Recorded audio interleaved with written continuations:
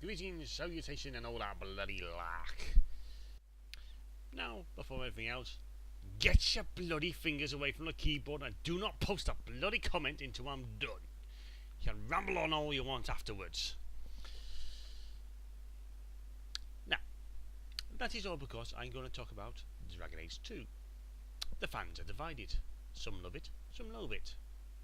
There are probably loads in between, like myself.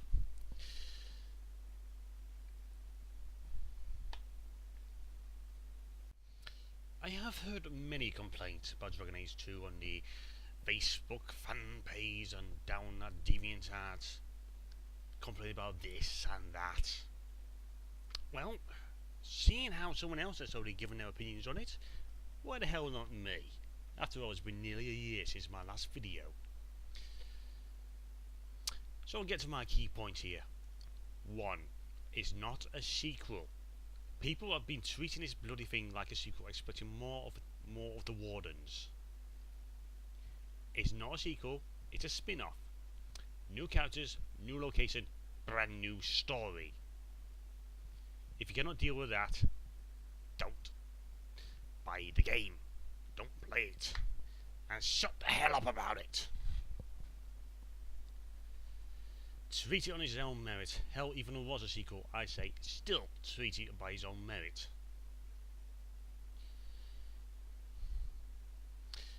Now, moving on. Story. Most common complaint. One of the most common complaints I have heard has been over the story. That is weak. That it doesn't compare to the original one, which being Origins. Of course, it doesn't compare. Origins was a plot-based story about your character being a pivotal player in getting these events, running, governing the armies, taking on the Darkspawn, slaying the Archfiend. Archdemon. Okay. However, Dragon Age 2 is based upon Hawk. Its story is driven by character. Hawk and his companions, what they have to go through, their personal experiences. And the one questline conclusion that must get everyone, even the naysayers, must be in Act 2 what happens to Hawk's mother.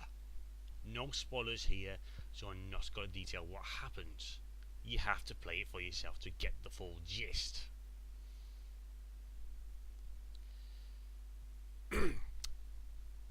Point number 3. Characters. People have been complaining about them. What a surprise. They either don't like them or don't care about them. Do you know what? You don't like them, by the way, still done their job. They've done up a character that inspired something in you. You don't like them for a particular reason? Hey, emotional connection on some level. Another thing that leads on to the story, the growth of each character.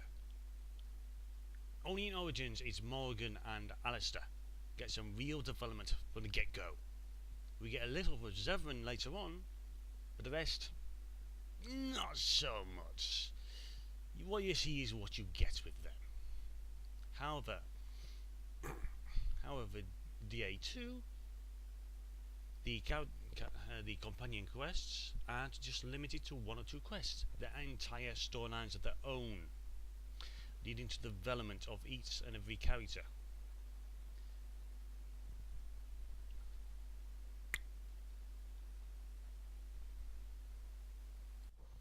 Next big thing people are complaining about, combat. It has changed. It is now much quicker than before. A little over the top at times, not to my taste really, but still combat has improved. It's been slipstreamed, or whatever better term there is for it.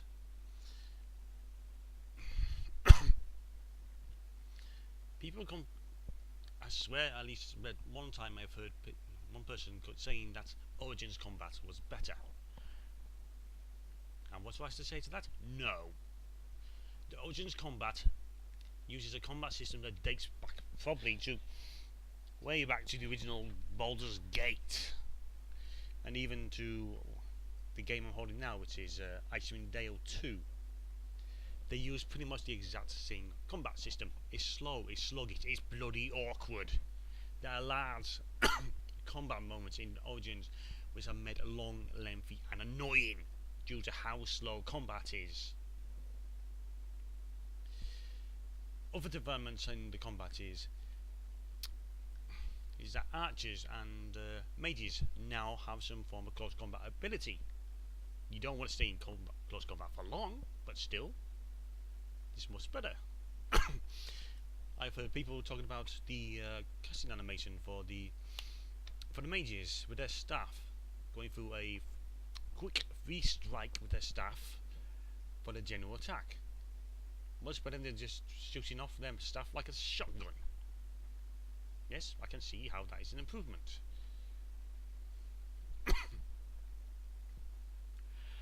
However, while the combat system has improved, there are issues with the way combat has been handled in the game. 90% of the combat seems to deal with waves, even with the bosses. You engage a mob group, you wipe out about 5 to 6 mobs, then the next wave comes, then the next wave comes. After a while, this gets very laborious.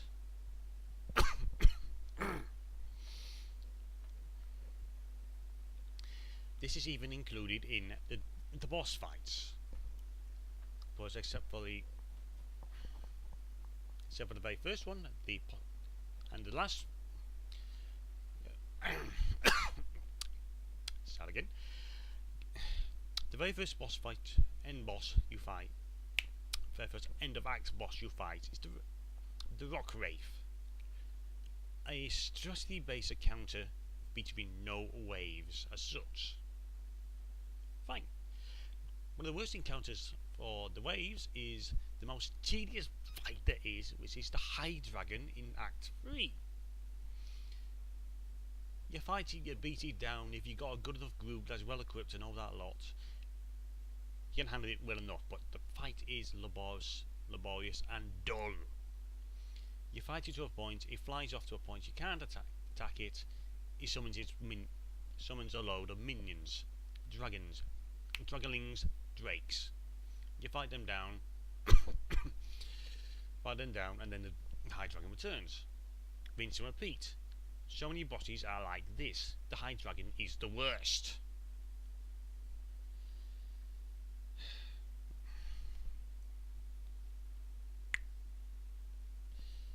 It is annoying, which I've already said multiple times. Now, moving along to the next bit, the redesigns. Generally, the redesigns do not bother me. For the Canary and Elves, their redesign, yes, it works for me. Especially the Canary. Even to the point that I have Origins Sten modified, so that he now looks like a Canary from DA2. And it works for me.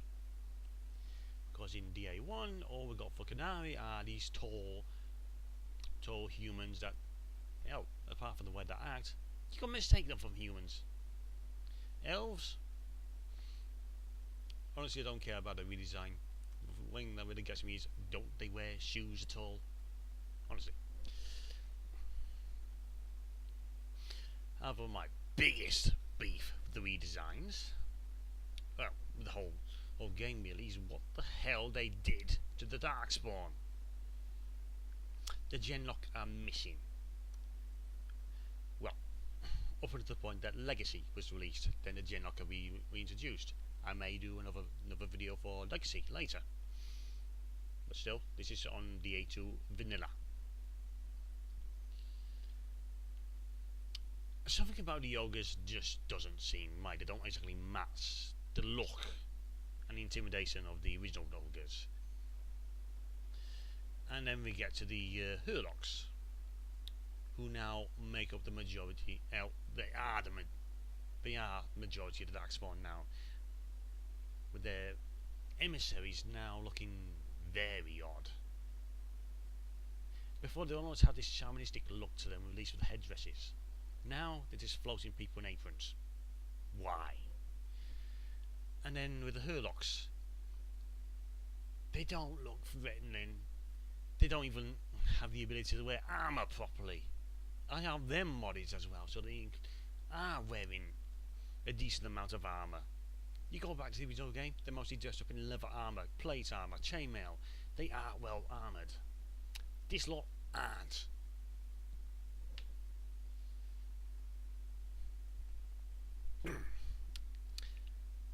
The last complaints, a minor one I've heard, is there isn't much change overall, that you're not really having an effect on this, on your surroundings. Well, for starters, it's about Hawk and his companions. The changes affect them. They are the focus, not the city of Kirkwall. Next point, Origins really doesn't have that much in terms of you affecting them. All you do is declare two rulers and gather an army. The only real difference is the origins. You got 3 different races, 6 different origins. That's it. The origin story: Ostagar recruiting the armies, face down the blight. That's the bulk of Origins. Impact on the events: minimal. You just choose your armies and that's it.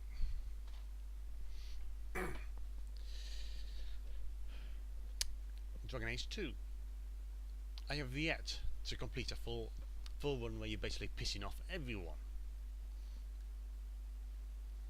But there has been changes. My original one was a sarcastic Hawk, and you notice the change in the way he speaks along the way. Second run was a female maid who was basically doing a green run. Basically a supportive character that you could supportive caring character. I've only really into Act 1 for another male character who's doing a red run, the bad choices as such, and he sounds very angry, very aggressive. And you notice this in the combat with what they're yelling. The companions react differently compared to your character. It affects them as well, with what they say and do. In my second one for Anders' last personal quest, playing the nice one, being friends with him, up to the point when he starts doing something suspicious, trying to inquire with him, he starts emotionally blackmailing you. Makes his final fate a lot easier. Still, there are subtle changes. Cities do not change over the course of 7 years that majorly. My own city I live near, I've known for around 15 years. There's practically been no change to it. Kirkwall is realistic in its changes. Hawk throughout the game is a mediator, picking up little tasks, dealing with the Canary, getting caught between the Templar and the mages. Over the course of the years, vendors do sometimes change what they're selling, namely the armour upgrades for each companion. I have yet to complete them and get all the pieces for every companion, but still, it's there. The changes are subtle.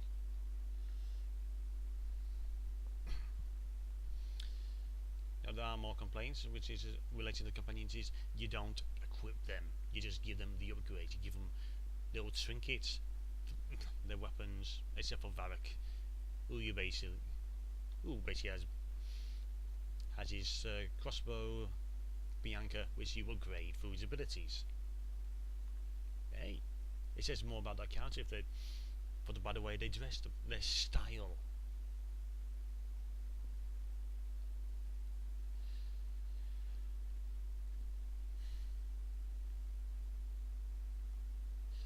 Okay, I've pretty much rambled on long enough.